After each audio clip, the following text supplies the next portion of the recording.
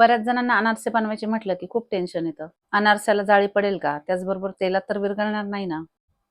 तर मंडळी आज मी तुमच्यासाठी मस्त जाळीदार, हाताने अगदी सहज तुटणारे अनारसे कसे बनवायचे याची रेसिपी घेऊन आली आहे.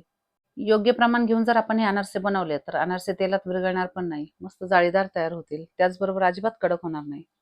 आपली आई, आजी ज्या पारंपरिक पद्धतीने हे अनारसे बनवते, तीच पद्धत आज मी तुम्हाला इथे सांगणार आहे. आजचे अनारसे आपण रेशनच्या तांदळापासून बनवले आहे. तर हे अगदी मऊसूत जाळीदार असे आपले अनारसे तयार झाले आहे. तुम्ही पाहू शकता. अगदी आतपर्यंत या अनारशाला मस्त अशी जाळी पडली. चला तर मग अगदी पारंपरिक पद्धतीने मऊसूत असे अनारसे कसे बनवायचे ते पाहूया. तर हे पारंपरिक पद्धतीने बनवलेले अनारसे बनवण्यासाठी सर्वात आधी इथे मी काय केलं, 1 किलो रेशनचा तांदूळ घेतला. तांदूळ 2 ते 3 पाण्याने स्वच्छ धुवून घेतला. त्यानंतर तांदळामध्ये पाणी घालून तांदूळ 3 ते 4 दिवसांसाठी भिजत घातला.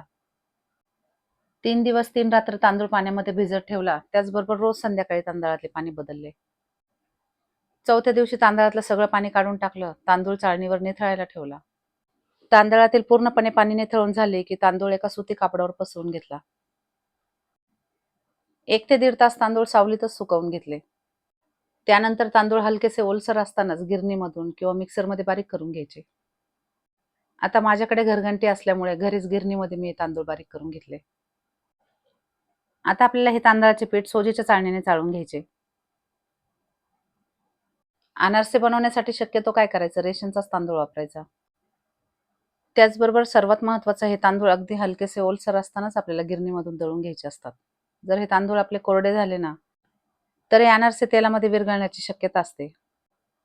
त्यामुळे अनारसेचे पीठ त्याचबरोबर गुळाचे प्रमाण अगदी परफेक्ट असेल, तर अनारसे अगदी परफेक्ट तयार होतात. तर आता इथे आपण सगळे पीठ सोजीच्या चाळणीने चाळून घेतले. तुम्ही पाहू शकता पीठ हलकेसे ओलसरच आहे.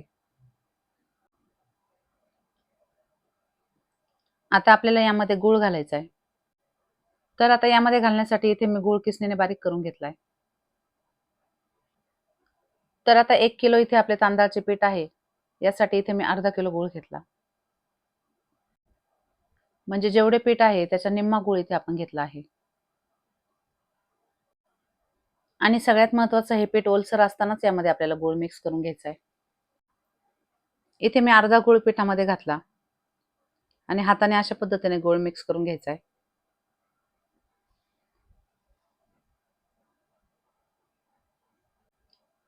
आता गूळ चिकट असल्यामुळे मी हातानेच मिक्स करून घेते.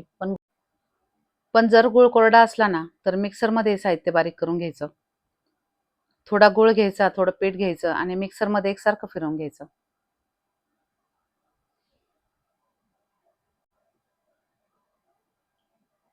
तर आता हाताने अशा पद्धतीने मस्त मऊसर असं पीठ तयार करून घ्यायचंय.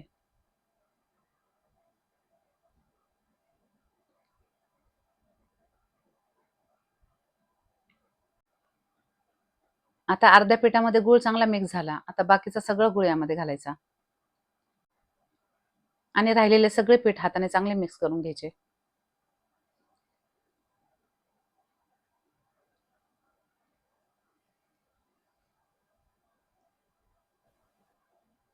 अनारशाचं पीठ भिजवताना अजिबात घाई करायची नाही. हाताने सगळं पीठ चांगलं एकजीव होईपर्यंत हे पीठ आपल्याला मळून घ्यायचंय.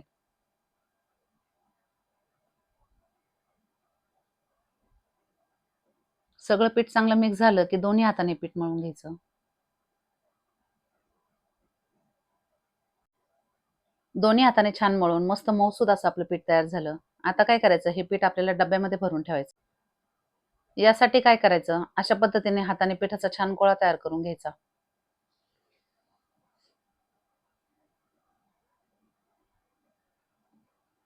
आता हे सगळं पीठ आपल्याला 2 ते 3 दिवस झाकून ठेवायचंय.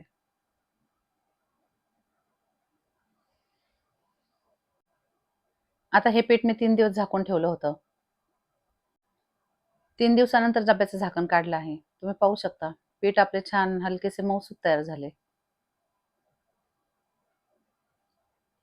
तरी पण याचा परफेक्ट असा गोळा तयार नाही झाला, तर आता आपल्याला काय करायचंय,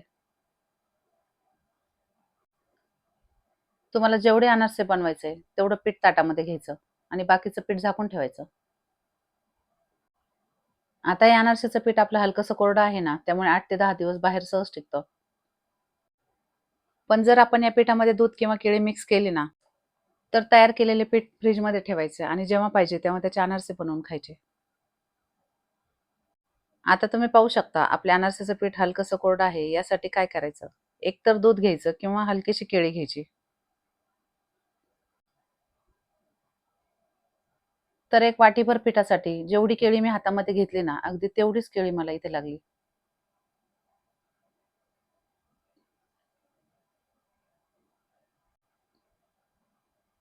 पिठामध्ये ही केळी चांगली मिक्स करून घ्यायची. हाताने अगदी छान मळून हे पीठ अगदी मऊसर होईपर्यंत मळून घ्यायचं. आता यामध्ये मी 3 ते 4 थेंब तेलाचे घातले.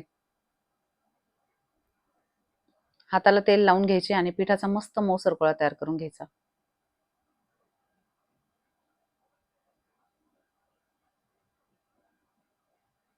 तुम्ही पाहू शकता अगदी परफेक्ट असे आपले अनारसे तयार करण्यासाठी पीठ तयार झाले. गोळा सुद्धा अगदी मऊसूत तयार झाला. मस्त मऊसूद असं पेढ्यासारखं आपलं अनारशाचं पीठ तयार झालं. तुम्ही पाहू शकता. आता आपल्याला अनारसे थापून घ्यायचे, पण त्याआधी काय करायचं? गॅसवर एक कढई गरम करायला ठेवायची आणि त्यामध्ये थोडे तेल गरम करायला ठेवायचे. तेल गरम होईपर्यंत आपल्याला गॅस मोठाच ठेवायचा. तोपर्यंत एका पसरट भांड्यामध्ये थोडी खसखस घालायची आणि त्यावर आपला हा पिठाचा गोळा ठेवायचा आणि अशा पद्धतीने बोटाने अलगद अनारसा थापून घ्यायचा.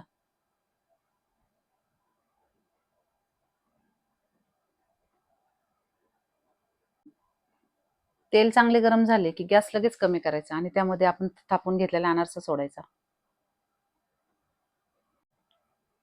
तेलामध्ये अनारसा सोडल्यानंतर लगेच त्याला झाऱ्या किंवा चमचा लावायचा नाही. सुरुवातीला अनारसा तेलामध्ये तळून घ्यायचा आणि हलकासा तळून झाला, की वरून अशा पद्धतीने झाऱ्याने तेल सोडायचे. त्यामुळे जाळी पण छान पडते आणि वरून अनारसा छान तळला जातो.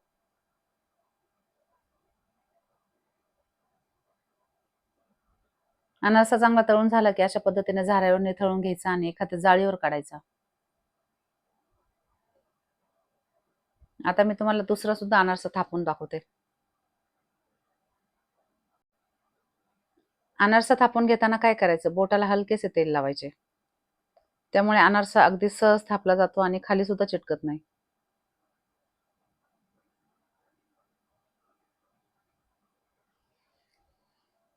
मस्त असा अनारसा थापून घ्यायचा आणि लगेच गरम तेलामध्ये सोडायचा. पण अनारसा तेलामध्ये सोडल्यानंतर गॅस लगेच कमी करायचा. सुरुवातीला अनारसा छान तळून घ्यायचा, नंतर झाऱ्याने अशा पद्धतीने हलकेसे तेल त्यावर सोडायचे.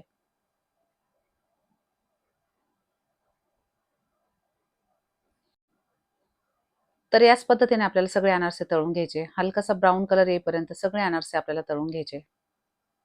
तुम्ही पाहू शकता मस्त जाळीदार असे आपले अनारसे तयार झाले.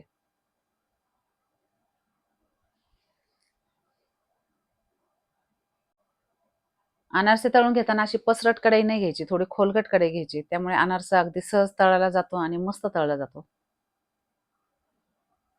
आता हे तयार केलेले सगळे अनारसे जाळीवर छान उभे करून ठेवायचे. त्यामुळे त्यातील जास्तीचे तेल निघून जाते.